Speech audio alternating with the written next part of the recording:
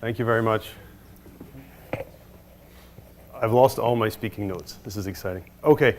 I'm like a special envoy from the commercial sector. I run a company called SparkGeo, and we do a lot of geospatial pipeline engineering for enterprise companies who need to create value from location in some way or form.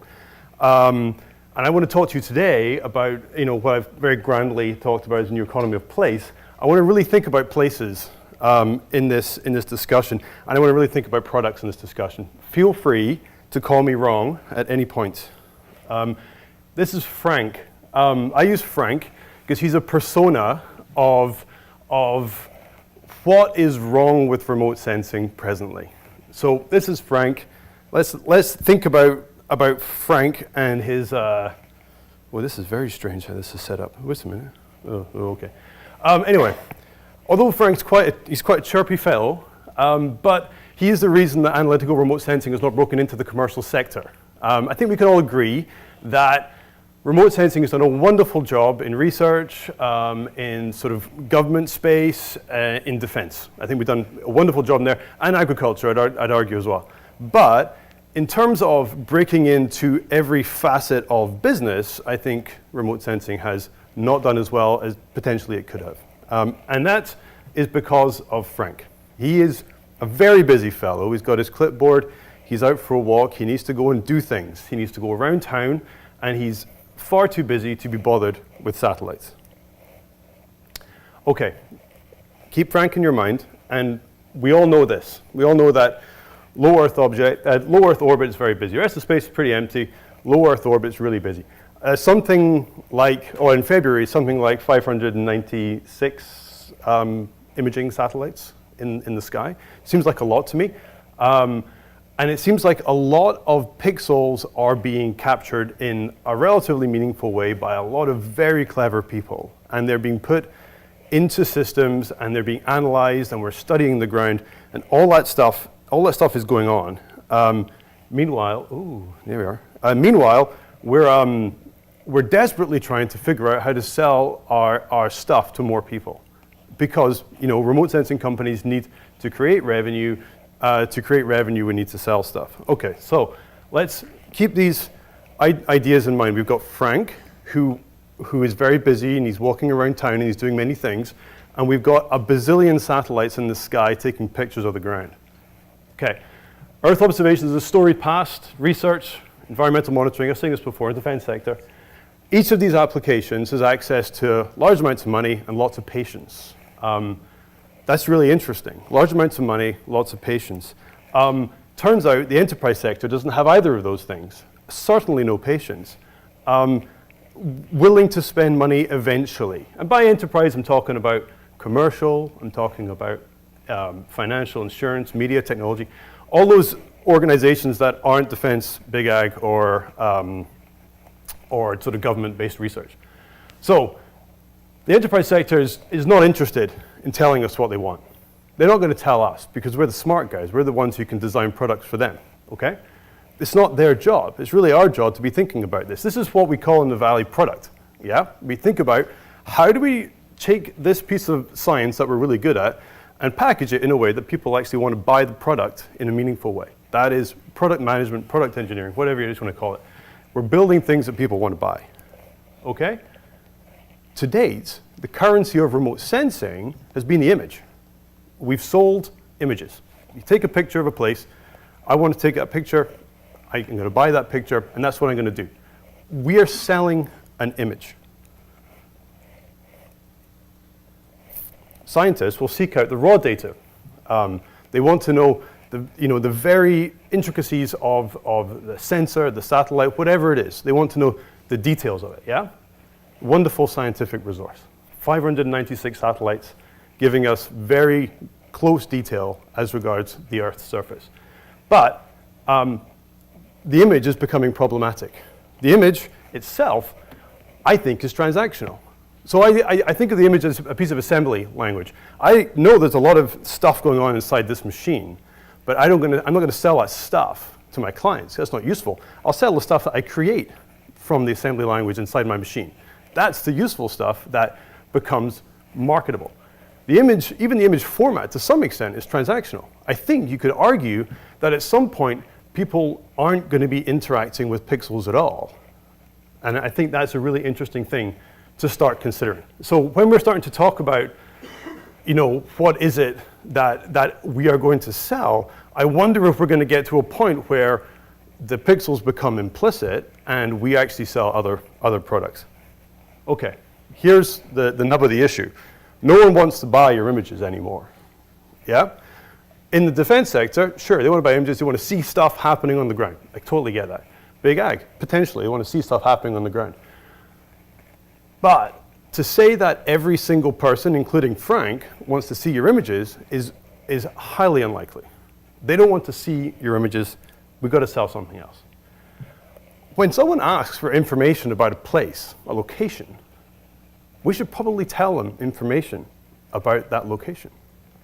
It seems like a really simple thing to say, and kind of annoying and a little bit grandiose to say it too, but it's actually true. Instead, we've been selling them an image. An image to a non-geospatial person is kind of just a problem. It's a GIS problem to be solved. So if you're selling someone an image, you're selling them a problem, you're not selling them a solution. So if you're selling someone an image every single day, you're selling them a problem to solve every day. That's a tough thing.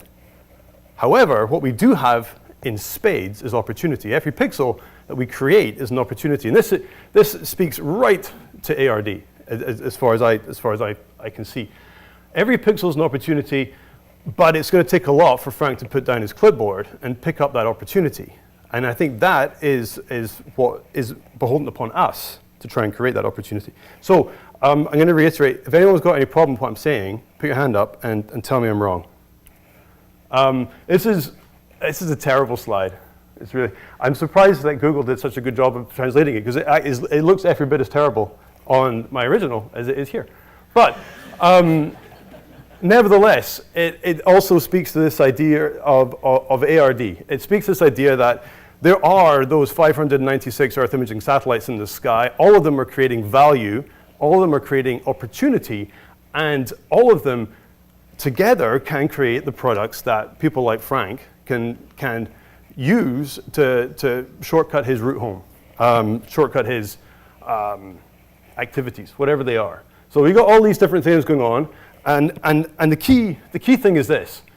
Whenever Frank's walking around town, Frank has a stack of pixels above his head that are potentially solving every single problem Frank needs to solve when he walks around town with his clipboard. Potentially, Frank doesn't need to go around town at all. Frank can just look at the data that we're creating. However, we haven't created a framework which allows that to happen. But that stack of pixels, and this is a slide I put together some time ago, but that stack of pixels is exactly what we're talking about in terms of ARD. It's exactly the same thing. And indeed, to some extent, stack, but stack and stack are, it's a complicated combination of words. So we can deliver these relevant products to Frank because each of those pixels represents the opportunity. Okay. Well, this didn't work so well. That's supposed to be an animation in the background. Oh well. Maybe it'll start if I do that. Huh? No. Okay. So that was an animation in the background, and it was all zippy and flashy, and you see we're identifying boats in a port, and you see the whole thing changing. You can imagine. You've all seen that stuff before. Imageries from Planet. So the point here is that instead of just measuring spatial and spectral, we're measuring frequency. Frequency is a really interesting concept to consider. That's what we've all been talking about, temporal frequency. Frequency becomes super valuable because wherever humans move, there's real value. And that's something I think that has only sort of popped into my mind in the last few years when I've seen the examples of Planet's work, where you have that frequency as opposed to the static nature of what remote sensing used to be, where we would be looking at snapshots in time over a period of time, as opposed to looking at this frequency of change. I think you start to really realize that there is enormous value in simply understanding what's not staying the same, where things are moving and how people are moving around. Enormous amounts of value in that. Oh, it did work in the background there. That's cool. So my point here is, from a product perspective, That's a nightmare. I don't, like, it looks really cool. I agree, it looks really cool. But the boring histogram plot is actually a product that people will pay money for. It's boring, it's a graph, it's a histogram. But that's a useful piece of information that you can take to the bank, because that's measuring the number of boats in a port over a period of time, which is a valuable thing.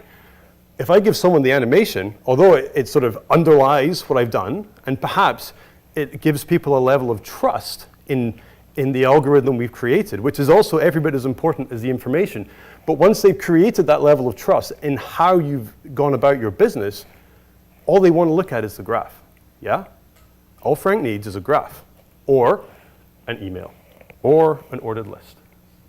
So we need to be thinking deeply about simplification. Oh, this is just what I just said. We need to be thinking about drivers for business decisions, as opposed to making zippy images that look really cool on the internet or on Twitter. So remember Frank, he's assessing buildings for taxation. This is us thinking through obvious products which exist throughout Western society at least, and there'll be a bunch that exist across the world as well. It's hard for him to quantify the great many changes that he is trying to measure in terms of taxation. He's got to walk around town. He's got this kind of random list from some superior that tells him where to go and look at for changes. Oh, you know what? He could have an ordered list based on size of difference in roofline that we can create every single day or once a month. I don't know.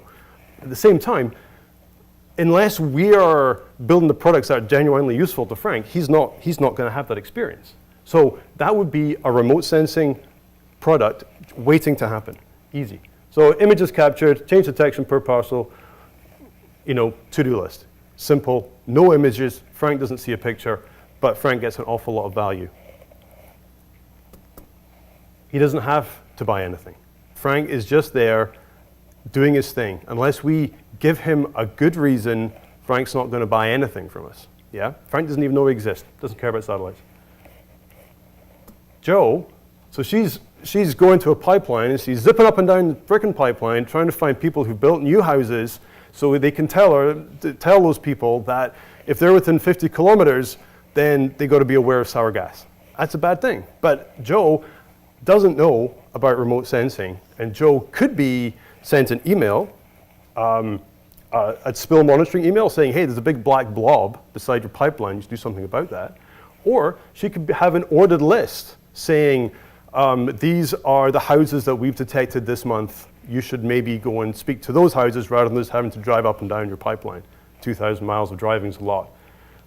These are actual examples of remote sensing, potentially remote sensing use cases that I've come across in the field. So this isn't made up stuff. These are, Frank isn't really exist, and Jo doesn't really exist, but these use cases are real and out there, and are being leveraged at the moment. Thousands of similar, hyperbolous maybe, but many similar use cases for using geospatial analytics. Every time you see someone with a clipboard, a truck, collecting data, consider how they could be helped. Almost certainly they could be. Here's a big long list of things that we need to think about. We need to think about, and this is why we're doing this whole thing. And it's very excited about ARD. We don't really care about images. We care about the pixels. We care about different sources of data talking to each other in a meaningful way. We care about enriching that data. So maybe one sensor isn't going to do the thing for you, but a couple of sensors might. They might come from different providers. I don't know. Think about people in trucks with clipboards making decisions, and think deeply about remote sensing products, because without people like Frank, we're not going to solve this problem at all. But if we do leverage people like Frank, then we're going to solve this problem in spades. And that's the end of my little chat for today. Hopefully it's enlightening. I'm very happy. This is your computer. I'm very happy to answer any questions or be proven wrong.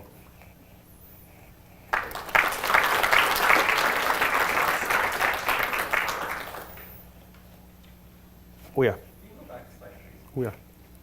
I like this slide. I'm going beyond the image, and it's more of a comment than a question so much. But an image carries information by the adjacency of pixels relative to each other. We can recognize that that's a plane on the ground because we can see a collection of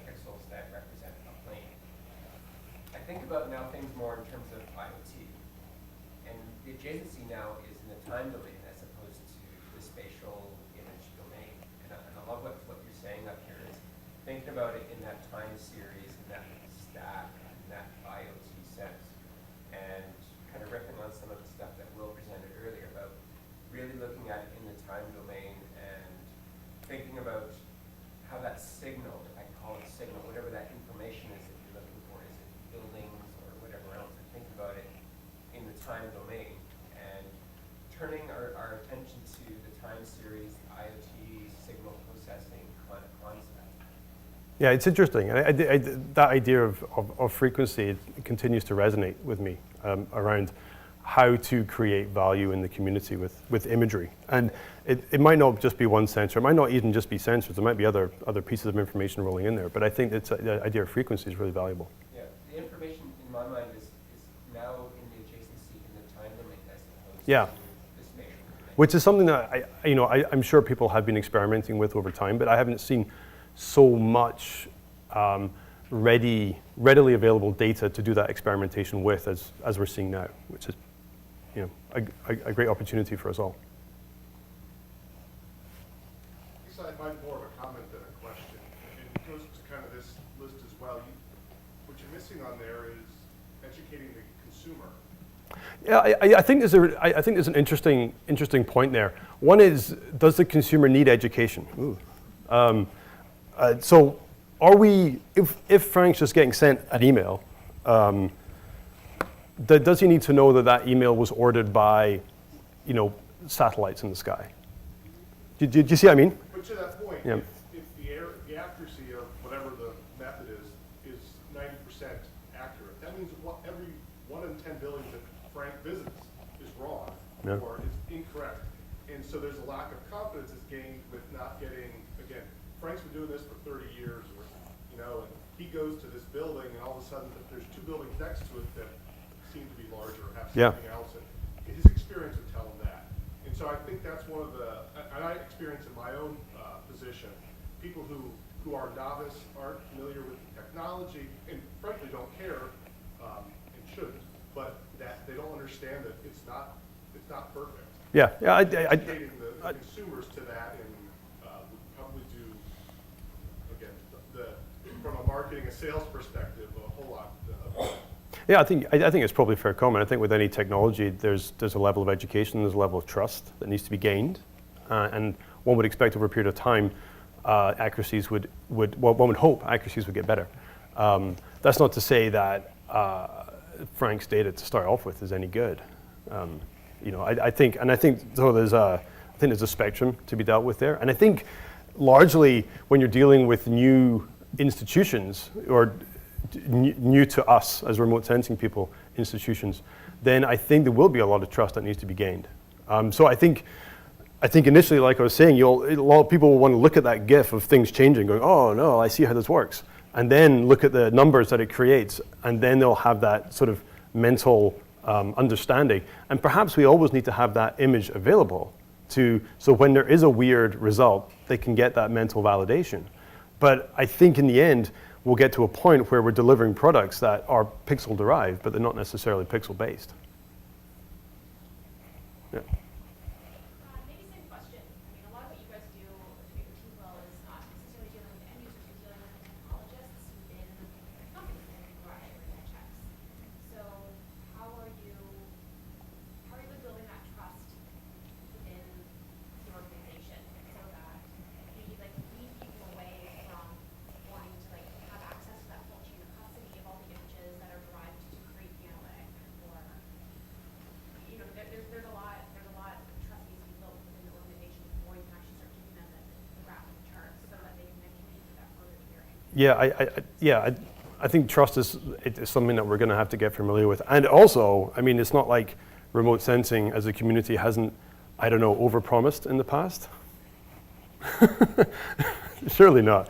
Did I say that out loud? But so I think you're right. Conceivably, we have this history of overpromising. We've all seen 24 satellites following Jack Bauer around and stuff. Well, we're still a ways from that, frankly.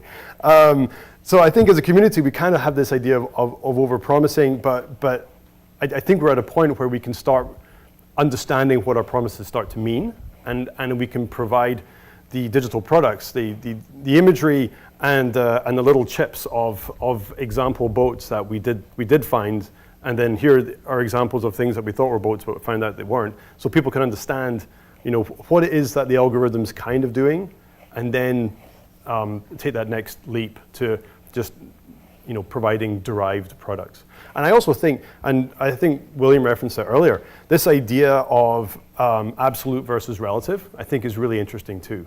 So once you start creating some kind of metric, some kind of financial-based metric, and then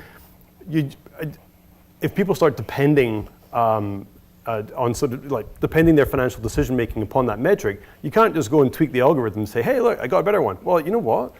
You may have a better algorithm, but you kind of messed up my financial projections based on that.